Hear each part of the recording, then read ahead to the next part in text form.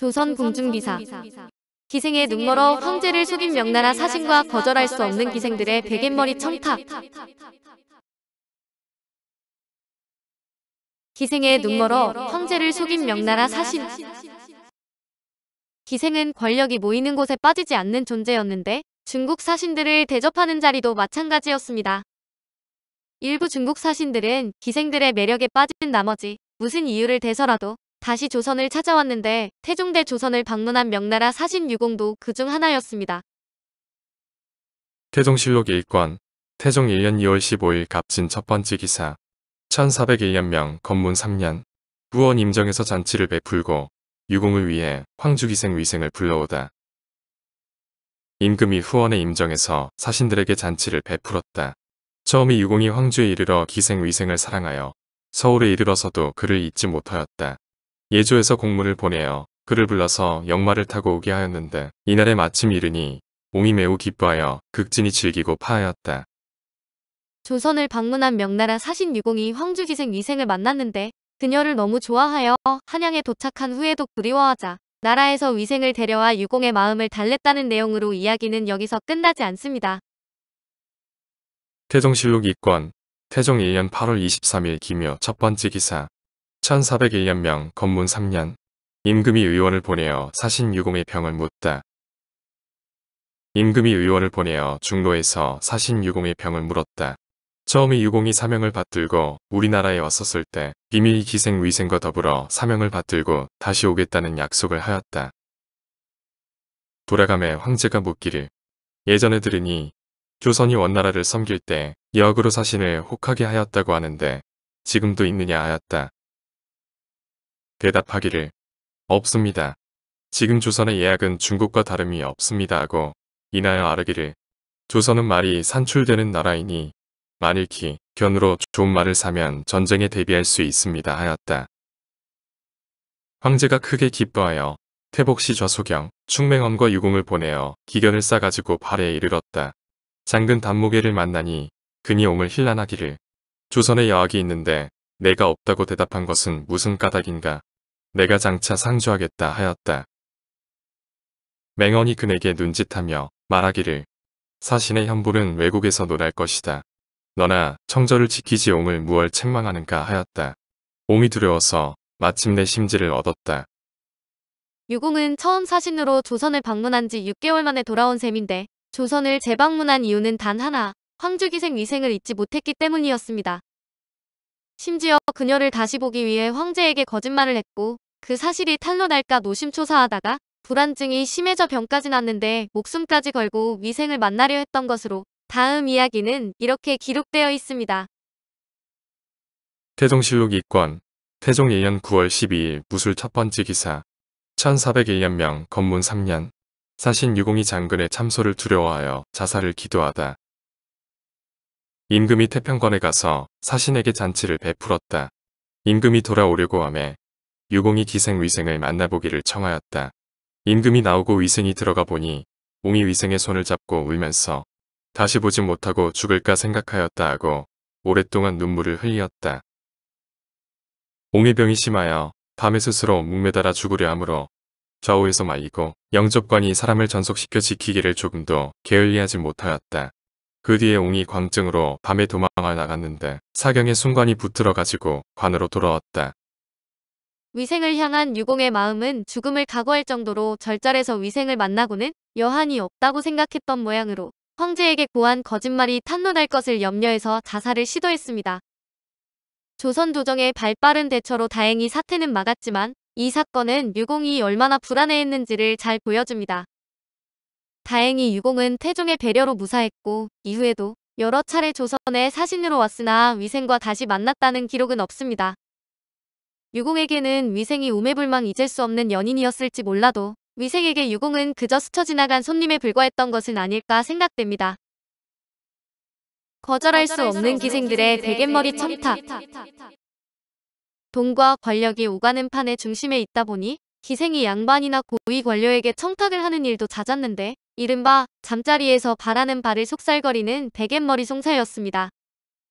물론 발각되면 해당 관료가 관직에서 쫓겨나는 것은 당연지사였지만 그런 위험에도 불구하고 기생의 청을 들어준 이유는 그만큼 거절할 수 없었기 때문일 것입니다. 정종실록 사건. 정종 2년 5월 8일 임신 두 번째 기사. 1400년명 건문 2년. 봉상시 승 김건희 기생교도의 인사청탁에 의한 부정으로 우봉현에 귀양가다. 봉상시 승 김건을 우봉현에 귀양 보냈다. 이때 김건희 상서주부를 겸하였는데 애기도도가 제 조카 오천을 벼슬 시키고자 하니 제신 김수의 청이라고 칭탁하여 오천에게 산원직임을 주었다. 문화부에서 상소하여 죄를 청한 것이었다. 기생의 청탁을 받고 그녀의 조카를 산원으로 채용한 사실이 발각되어 벌을 받은 사건인데 주부는 종육품의 중앙관직이며 산원은 관아에서 회계를 담당하는 하급 직책입니다. 말하자면 중앙관료였던 김건희 청탁을 받고 계약직 직원 하나를 몰래 채용한 것인데 누군가의 고발로 걸린 것으로 김건은 백엔머리 송사를 거절하지 못한 대가치고는 꽤나 가혹한 유배형을 받습니다. 세종실록 89권. 세종 22년 6월 18일 무저 두 번째 기사. 1440년명 정통 5년. 지평 송취가 고득종을 탄핵하다. 사헌부 지평 송취가 아래기를 고득종이 전날 경사에 갔을 때 불법한 일을 감행하여 천총을 기망하였고 지금 또 일본에 사신으로 갈 때 전날의 허물을 뉘우치지 않고 부사 윤인보의 청을 들어서 김해 관노 신복이 선상에 익숙하다고 사칭하여 상달까지 하였는데 신복은 인보의 기첩의 동생입니다. 인보가 기생의 청탁을 듣고 득종에게 청하였으니 이것이 모두 용서할 수 없는 죄인데 지금 특별히 용서하여 면죄하였으니 신은 실로 유감으로 생각합니다. 또 이 맹균의 처가 질투하는 정을 이기지 못하여 고의로 인명을 죽였는데 맹균이 곧 자수하여 고하지 않고 그 일이 탄로되어 사세 부득이한 뒤 와서 계달하였으며 또 사실대로 아르지 않았으니 율에 의하여 과단하기를 청합니다.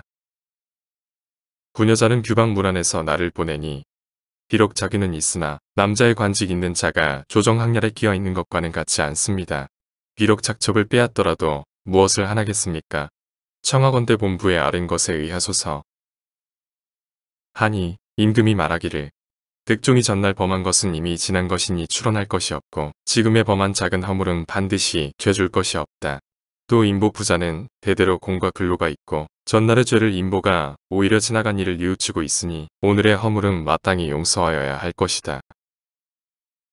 맹균의 일은 종사에 관계되는 것이 아니고 부부간에 서로 허물을 숨겨주는 것이 부부의 정리이니 곧지 않은 것으로 의논할 수는 없다. 또 대신을 어떻게 경이하게 버리고 끊을 수 있는가. 이 씨는 나이 늙은 부인이니 다시 어떻게 죄를 더하겠는가 하매 송취가 다시 청하였으나 윤허하지 아니하였다.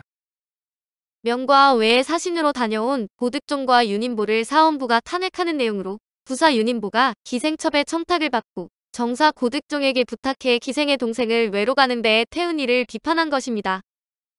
조선 중기까지만 해도 사신 왕래는 거의 유일한 국가 간 무역수단이었기 때문에 사신 행렬에 동행하면 동방석에 앉을 수 있었는데 명이나 외에서 물품을 구입해 국내에서 몇 배로 팔 수 있었기 때문입니다. 윤인보의 기생첩도 이득을 취하기 위해 동생을 사신단에 집어넣었을 것인데 이처럼 당시에는 관리들이 기생의 부탁으로 유관부서에 청을 넣는 경우가 흔했고 청탁의 종류도 다양했습니다. 세종실록 84권. 세종 21년 3월 21일 기사 첫 번째 기사. 1439년명 정통 4년. 사헌부에서 각 fun관의 기생첩과 그 소생 중 숙명한 자가 주무관원에 고하지 않고 감사, 수령에게 청탁하는 것은 막을 것을 아르다. 사헌부에서 아뢰기를 대소각 fun관의 기생첩과 그 소생으로 몸을 속량한 자가 그 일을 맡은 주무관원에게 고하지 아니하고 각기 그 소생된 곳에 고올해서 가만히 감사에게나 수령에게 청탁하였고 그들도 역시 그 청을 들어주어서 국법을 문란하게 함은 매우 불가합니다.